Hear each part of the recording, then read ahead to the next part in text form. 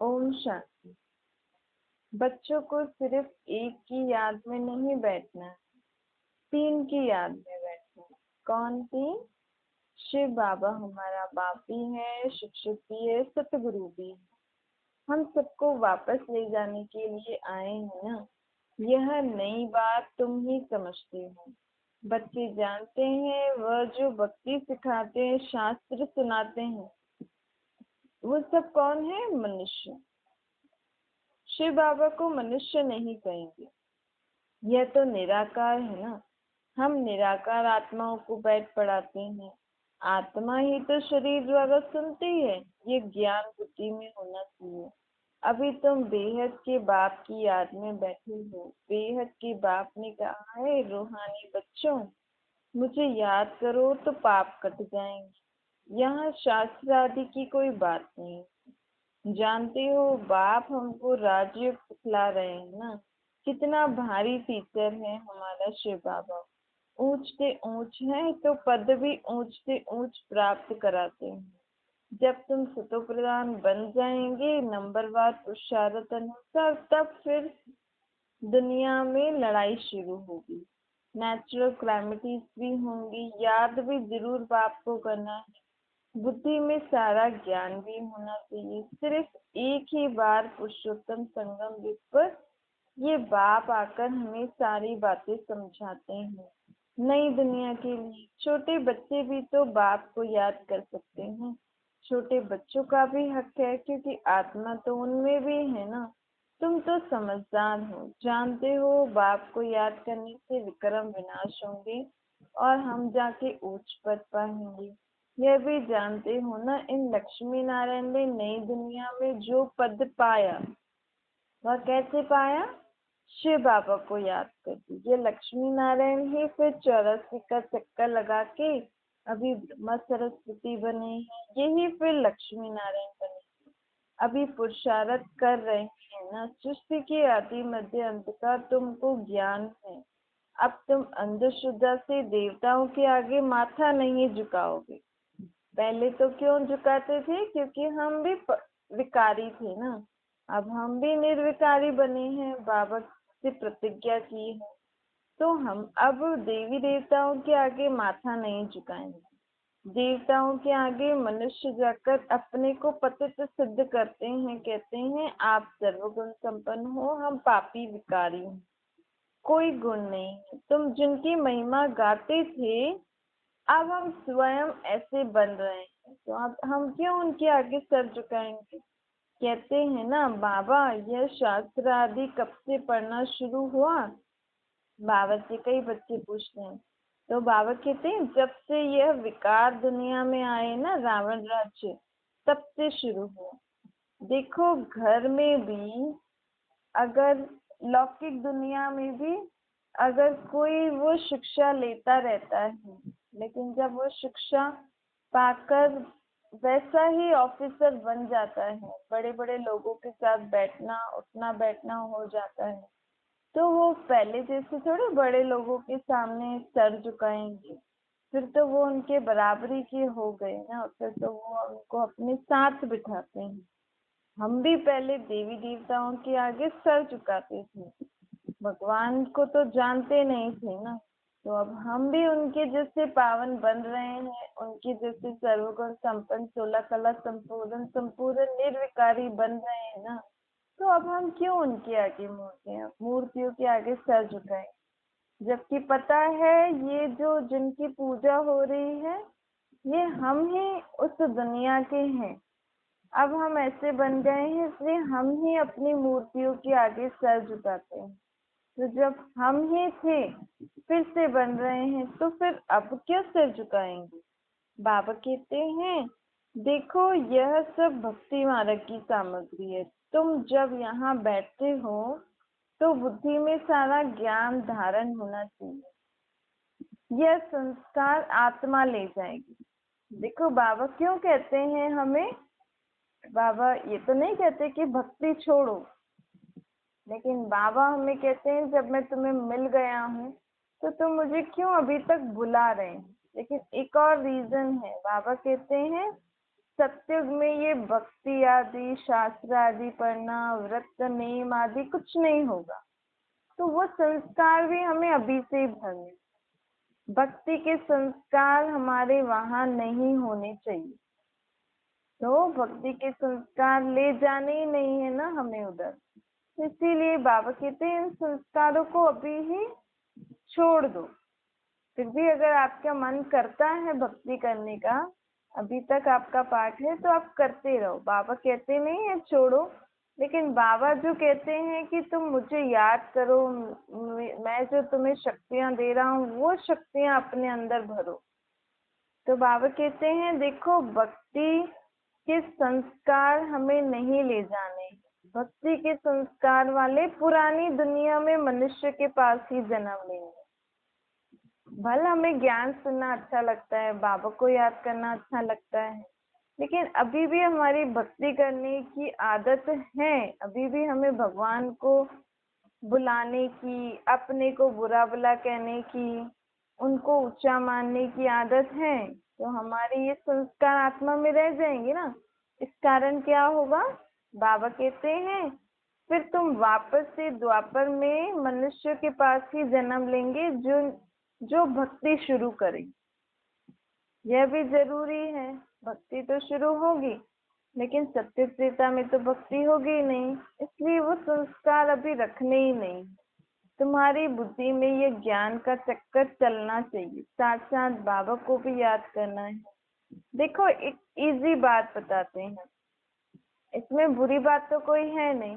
भक्ति में हम क्या करते हैं, जो भी शास्त्र आदि पढ़ते हैं, पाठ पूजा आदि करते हैं, उनको स्नान आदि कराते हैं, उनको भोग आदि लगाते हैं, या जो भी कुछ करते हैं, उस समय हम सिर्फ वो जो होता है उसको ही पढ़ते हैं। इससे हमारी आत्मा को तो कुछ समझ में नहीं आता है ना। कुछ बुद्धि में तो कुछ बातें बैठती नहीं है जिसको हम सारा दिन विचार सागर मंथन करके अपने आप को व्यर्थ बातों से मुक्त कर सके। न ही हम आत्मिक रूप में टिक के अपने आत्मा में शक्ति भरते हैं। तो बाबा कहते हैं भक्ति तो ऐसे ही हुआ जैसे गुड्डे गुड़ियों का खेल। जैसे बचपन में छोटे बच्चे गुड्डे गुड़ियों के साथ खेलते हैं, फिर उनको तोड़ देते हैं, फिर ऐसे ही उनको रख देते हैं, फिर थोड़ी देर खेला फिर रख देते हैं, कई बार टूट भी जाते हैं। तो यहाँ फिर ये भक्ति करना अर्थात बड़ों का खेल पाल है। इससे कुछ प्राप्ति थोड़ी होती है। आत्मा को प्राप्ति तब हो जब आत्मा अपने को निराकार समझ के परमात्मा से सर्व शक्तियां गुण ले।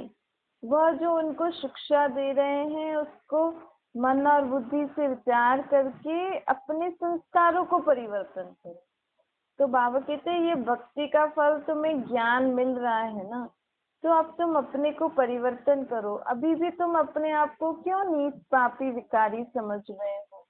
जब मैं तुम्हें कह रहा हूँ मुझे याद करो तो तुम्हारे सब पाप विक्रम विनाश हो जाएंगे, तो तुम अभी तक अपने आप को इतना बुरा भला और इतना नीच क्यों समझ रहे हो।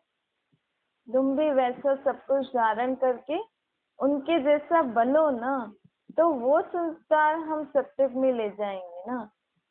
हमारा बाबा आया है हमें वर्षा देने, हमारे विक्रम विनाश करने, हमें टीचर बन के पढ़ाई पढ़ा रहा है, तो हमें वो सब पढ़ के लायक बनना चाहिए ना।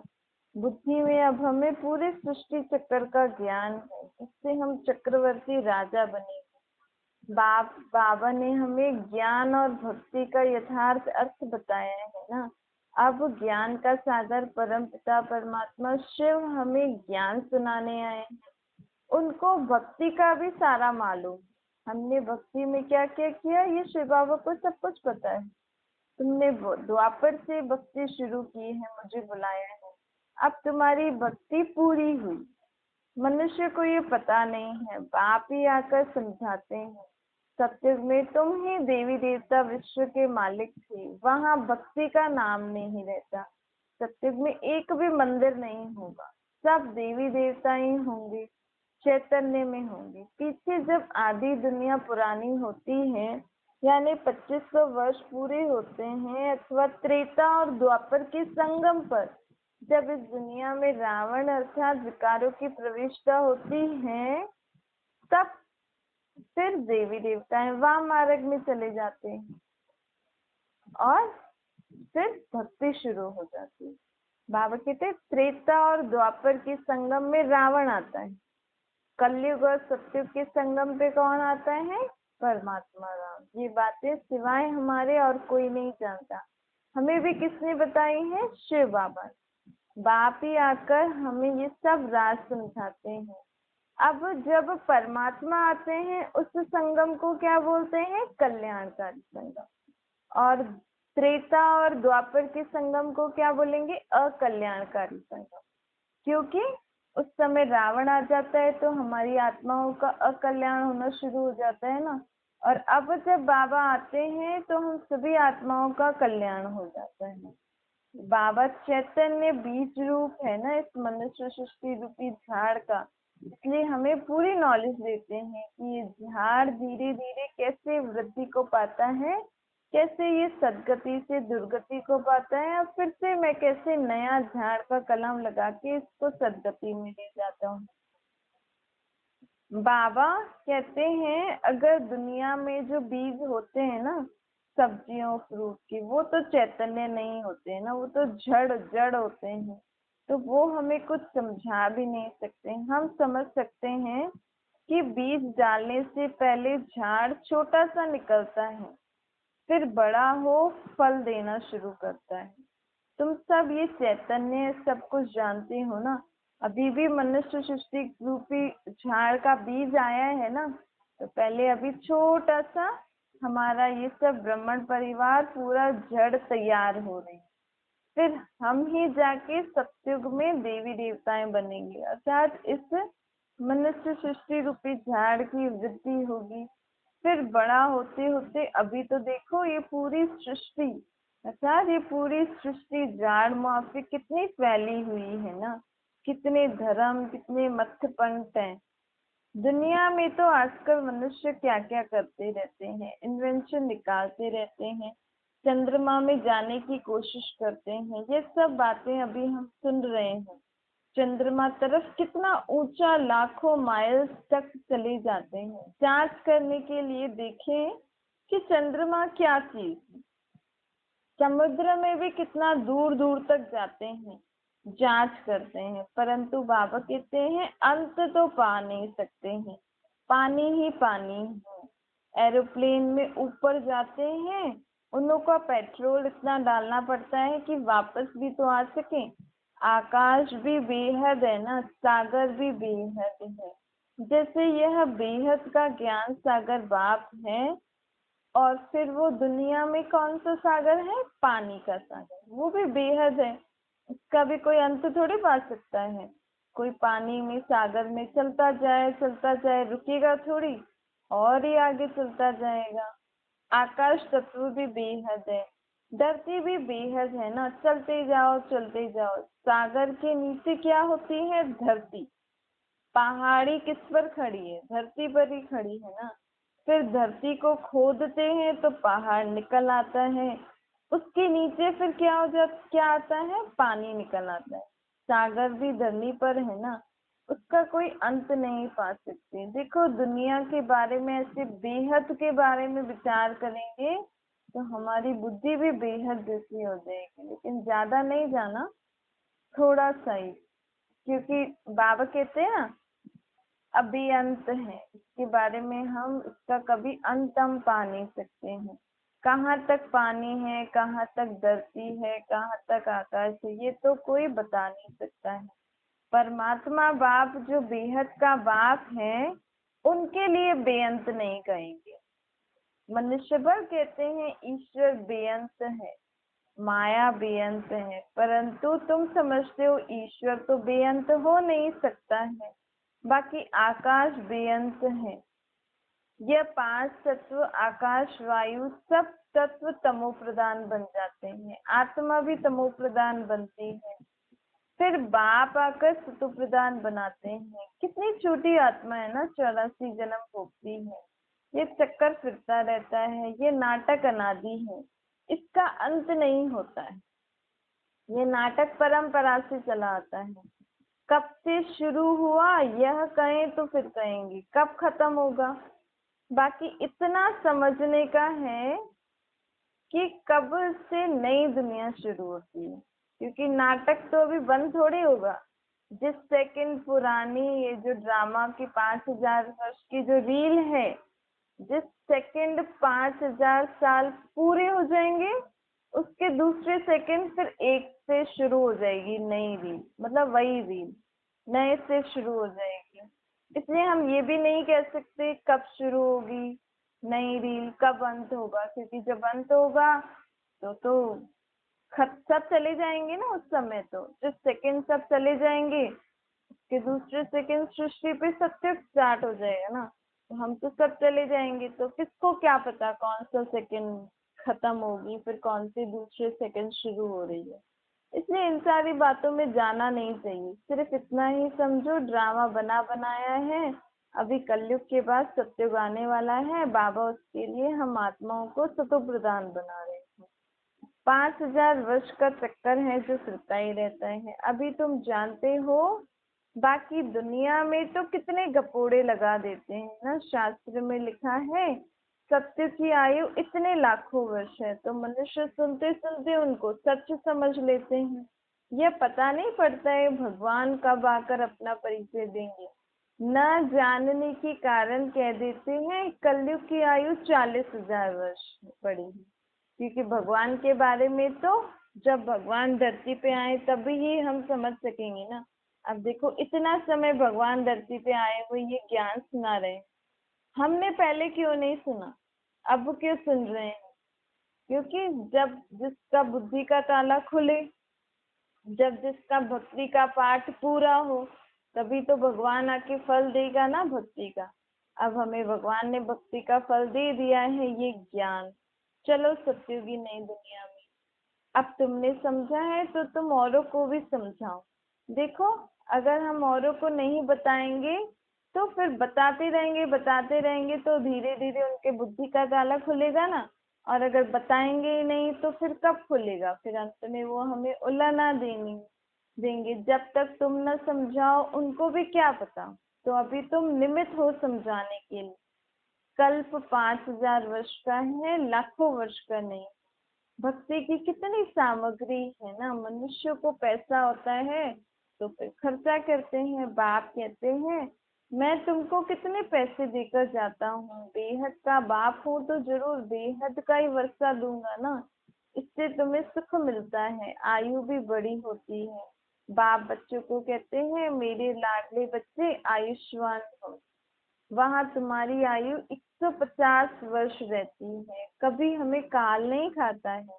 बाप वर देते हैं, तुमको आयुष्मान बनाते हैं, तुम अमर बनेंगे। लेकिन कब बनेंगे? बाबा का ये वरदान हमारे जीवन में कब प्रैक्टिकल में आएगा? जब हम भी बाप की मत में चलेंगे ना। बाबा ने तो कह दिया आयुष्मान भव, लेकिन अगर हम बाबा को याद ही नहीं करेंगे, बाबा की मत पे नहीं चलेंगे, तो फिर सत्युग में कैसे 150 वर्ष की आयु तक जिएंगे? आयु भी बड़ी होती है सत्युग में, तो धन भी बहुत मिलता है, सुखी भी बहुत रहते हैं ना। अब तुम आत्माओं को कंगाल से सिरताज बना देते हैं बाबा। तुम्हारी बुद्धि में है कि बाप आते हैं देवी देवता धर्म की स्थापना करने। वह तो थोड़ा छोटा जाड़ होगा, सत्युग में तो बहुत थोड़े लोग होंगे। एक धर्म, एक राज्य, एक भाषा होगी, उसको ही कहा जाता है विश्व में शांति। आजकल जो दुनिया में लोग अलग अलग कॉन्फ्रेंसेस आदि, बैठक आदि कर रहे हैं कि विश्व में शांति हो जाए, तो उनकी मनोकामना भी पूर्ण होगी और भगवान करने आ गए हैं। लेकिन इस कलयुगी दुनिया में विश्व में शांति नहीं हो सकती है। विश्व में शांति सतयुग में होगी। तो अगर कोई तुम्हें कहे कि विश्व में शांति कैसे होगी, तो तुम झट बता सकते हो। तुम तो अभी ही प्लान बैठक ही कर रहे हो। भगवान ने तो विश्व में शांति के लिए कार्य शुरू भी कर दिया है। सत्युगी दुनिया की स्थापना की कार्य शुरू भी कर दिया है भगवान ने। सारे विश्व में हम ही पाटदारी होंगे जो सत्य के सुख भोगेंगे। यह दुनिया नहीं जानती है। अगर जानती हो तो बताएं कि कब से हम पाठ बजाते हैं। दुनिया को पता ही नहीं है। जो दूसरे धर्म वाली आत्माएं हैं उनको तो सत्य त्रेता के बारे में कुछ भी पता नहीं है ना, तभी तो सब धर्म वाले कृष्ण जयंती, राम जयंती, दिवाली और जो अलग अलग हम देवी देवताओं के त्योहार मनाते हैं, भारतवासी क्यों मनाते हैं, बाकी धर्म वाले क्यों नहीं मनाते? क्योंकि उन्होंने वो दिन देखे ही नहीं है, कैसे कृष्ण पैदा हुआ, कैसे कौन उनकी दुनिया थी। तो ऐसा हमने ही देखा है ना, इसलिए हम ही चित्र बनाते हैं, आत्मा में तो भरा हुआ है ना ये सब। तो बाबा कहते हैं देखो, और कोई तुम्हें ये बातें बता ही नहीं सकते, ना कोई सन्यासी बता सकते हैं, ना कोई गुरु आदि। ये तो बाप ही आकर हम सबको ये सारी बातें बताते हैं, क्योंकि बाप उस सृष्टि का रचयिता है ना, और हम उस सृष्टि में रह चुके हैं तो हम समझ सकते हैं। एक गीत भी बना है ना, बाबा से जो मिलता है तो और कोई नहीं, और कोई से नहीं मिलता है। सारी पृथ्वी आसमान सारी विश्व की राजधानी बाबा हम हमें दे रहे थे। बाबा कहते सत्युग में पृथ्वी आसमान, जो विश्व में आजकल लड़ाइयाँ होती हैं, ये हमारी जगह, ये हमारी जगह, वहाँ सब कुछ तुम्हारा होगा। प्रजा भी कहेगी हम भी विश्व के मालिक हैं। देखो अभी भारतवासी भी कहते हैं ना, हमारा भारत। सिर्फ प्रेसिडेंट प्राइम मिनिस्टर थोड़ी कहते हैं हमारा भारत, सब लोग कहते हैं हमारा भारत। वैसे ही वहां पे सब क्या कहेंगे, हमारी विश्व। क्योंकि वहां बस रहेंगे सिर्फ भारत में ही, पूरे विश्व में और कोई कहाँ नहीं रहता है। सिर्फ भारत भूमि पर ही जीवन होगा तो पूरी विश्व ही हमारी होगी। कितनी सुंदर दुनिया होगी ना। ये लक्ष्मी नारायण उस विश्व के मालिक थे, फिर बाद में जो राजाएं आदि होते हैं वह भी भारत में आकर राज्य किया, लेकिन सबसे पहले लक्ष्मी नारायण है। गायन भी है ना, जो हमें बाबा देते हैं वो हमें कोई नहीं दे सकते, बाबा ही आकर प्राप्ति कराते हैं। तो ये सारा ज्ञान हम बच्चों की बुद्धि में गड़ी गड़ी रहेगा तो वो नशा चढ़ा रहेगा, और उस नशे से क्या होगा, दुनियावी दुखमयी बातों को हम भूलते जाएंगे। अब बाबा कहते हैं अब तुम्हें सर्व बंधनों से मुक्त होना है ना। बाबा के पास जब कोई आते हैं तो बाबा पूछते हैं तुम्हारे कितने बच्चे हैं। तो बच्चे कहते हैं बाबा, पहला बच्चा शिव बाबा, फिर बाकी जितने बच्चे होते हैं उनके लिए बोलते हैं। तो अब शिव बाबा को भी बच्चा बना के गिनते हैं कि हमारे टोटल 4 बच्चे हैं, 3 तो कुख वंशावली हैं और एक शिव बाबा हमारा बच्चा है। सबसे बड़ा बच्चा तो शिव बाबा ही होगा ना। शिव बाबा के बन गए तो शिव बाबा अपना बच्चा बनाएंगे शिव बाबा को, तभी तो शिव बाबा भी अपना सारा वर्षा तुम्हें दे देंगी। बच्चे वारिस होते हैं ना, तुम अब शिव बाबा को अपना वारिस बना दो। वारिस को क्या करते हैं, सब कुछ दे देते हैं ना वारिस को। तो मन और बुद्धि से सब कुछ अपने पहले बेटे शिव बाबा को दे दो, तो वो क्या होगा, उसके बदले हमें सत्युग में शिव बाबा बहुत ऊंच वर्षा देंगे। ये लक्ष्मी नारायण ने शिव बाबा को अपना वारिस बनाया था इस जन्म में। जब लक्ष्मी नारायण की आत्मा संगम युग पर परमात्मा से ज्ञान सुन रही थी तो शिव बाबा को अपना बालक बना दिया, उनको अपना वारिस बना दिया। आगे जन्म में शिव बाबा को मन बुद्धि से सब दे दिया, तो वर्षा भी देखो कितना ऊंच मिला ना। बाबा ये सब कुछ आपका है, हमारा आपका फिर हमारा है।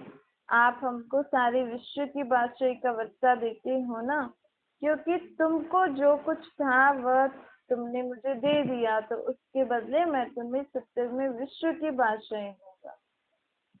देखो कितना सहज तरीका है ना। बाबा कहते हैं देखो, गुप्त में सब कुछ मैं तुम्हें दे देता हूँ, दुनिया को क्या पता ये लोग क्या कर रहे हैं, लेकिन हमें पता है कि हम बाप से क्या ले रहे हैं, स्वर्ग के लिए वर्षा ले रहे हैं। हमने भी परमात्मा को मन बुद्धि से सब गुप्त में दान कर दिया ना, तो बाबा भी हमें सब कुछ पूरे विश्व की बादशाही देते हैं। बाबा कहते हैं कि बच्चे बच्चे बने हो तो छोड़ नहीं देना, याद की यात्रा में रहकर पवित्र जरूर बनना है, क्योंकि पवित्र आत्मा ही तो वापस जा सकेगी ना। नहीं तो फिर कैसे जाओगी? पवित्र बनने बगैर वापस तो जा ही नहीं सकेंगे। पवित्र बनने में ही कितने विघ्न पड़ते हैं ना। और कोई सत्संग आदि में जाने के लिए रुकावट नहीं होती है, कहाँ भी बल जाओ। इस सत्संग में, इस बाबा के इस ज्ञान में पवित्रता की धारणा के कारण कितने विघ्न पड़ते हैं, यह तो समझते हैं ना। पवित्र बनने बगैर तो फिर हम घर कैसे जा सकेंगे? नहीं तो धर्मराज के डंडे खाकर जाना पड़ेगा, फिर तो पद भ्रष्ट हो जाएगा ना। इसलिए बाबा कहते हैं, बच्चे अब तो बाप की याद से पवित्र बन जाओगे ना, तो धर्मराज के डंडे भी नहीं खाने पड़ेंगे और सत्युग में भी उच्च पद मिलेगा। यह पुराना शरीर छोड़ पवित्र आत्मा बन फिर हम घर जाएंगे।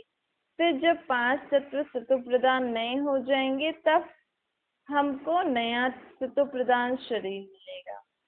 सारी उथल पुथल तो होनी ही है, जैसे बाबा इनमें आकर बैठते हैं वैसे फिर सत्युग में आत्मा बिगर कोई तकलीफ गर्भ महल में आती है।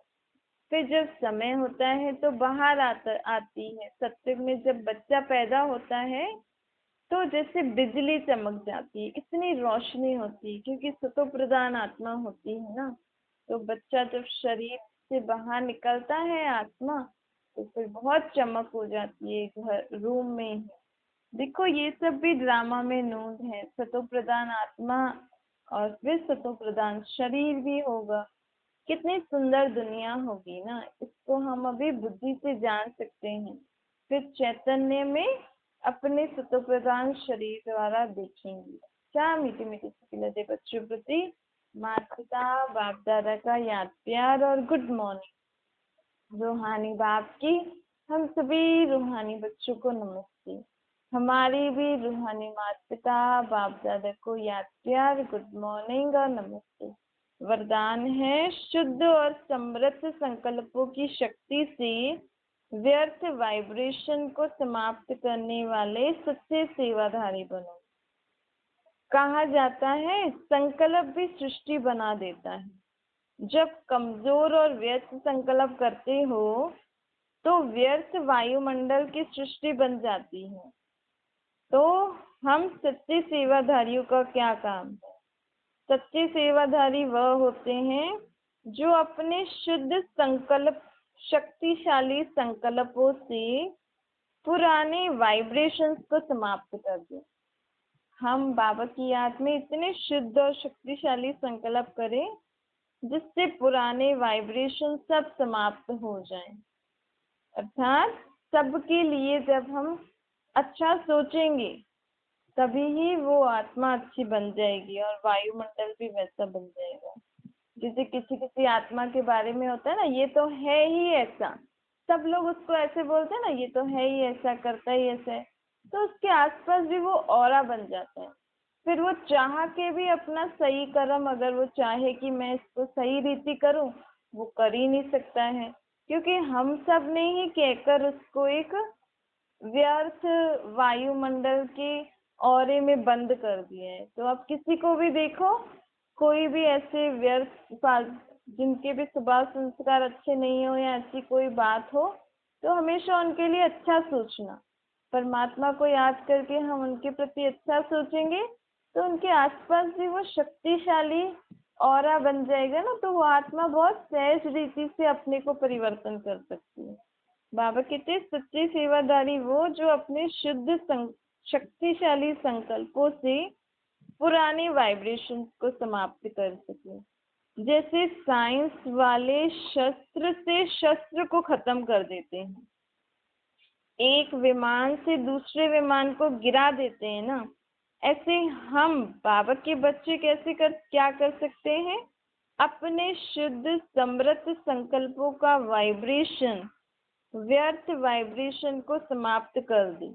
इतनी हमारी सोच में शक्ति हो कि हम उन व्यर्थ वाइब्रेशंस को अपनी सोच की शक्ति से खत्म कर सके।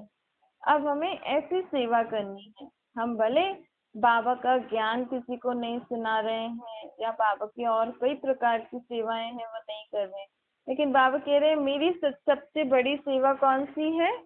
तुम अपने मन से मुझे याद करो, अच्छे अच्छे संकल्प करो।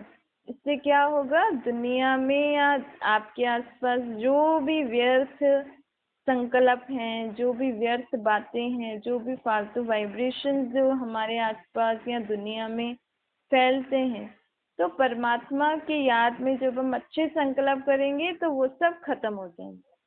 जैसे आप मानो अभी कितनी बड़ी बीमारी दुनिया में चल रही है, तो हमारे मन में घड़ी घड़ी कौन सा संकल्प आना चाहिए, सब इस बीमारी से मुक्त होते जा रहे हैं, ये पूरा विश्व इस बीमारी से मुक्त होता जा रहा है। ये नहीं सोचो अरे इसमें ऐसा हो रहा है, इसमें ऐसा हो रहा है, लोगों को ये हो रहा है, ये हो रहा है। ये तो सभी बोल रहे हैं, लेकिन हमें बाबा को याद करके क्या करना है, सब इस बीमारी से मुक्त होते जा रहे हैं, पूरा विश्व इस बीमारी से मुक्त होता जा रहा है। हवा भी एकदम शुद्ध होती जा रही है, पूरा प्रकृति भी शुद्ध होती जा रही है। ऐसे ऐसे अच्छे अच्छे संकल्प बाबा की याद में करोगे तो फिर जल्दी ये सब शुद्ध होता जाएगा। क्योंकि इस बीमारी का इलाज देखो, डॉक्टर्स भी थक गए। तो अब ऐसी ऐसी सिचुएशन में ना परमात्मा की शक्ति कार्य कर सकती है सिर्फ। स्लोगन है, विघ्न रूपी सोने के महीन धागों से मुक्त बनो, मुक्ति वर्ष बनाओ। अब हमें हर अपनी कमजोरी, विकार, बुरी बातें, पुरानी बातों से अपने को मुक्त करते जाओ कि जो भी हुआ सब कुछ हो गया, ये सब ड्रामा में था। बाप को याद करके सब चीजों से मुक्त होते जाओ। अब परमात्मा को याद करके नई दुनिया, नई सृष्टि के लिए तैयार हो जाओ। अच्छा, ओम शांति।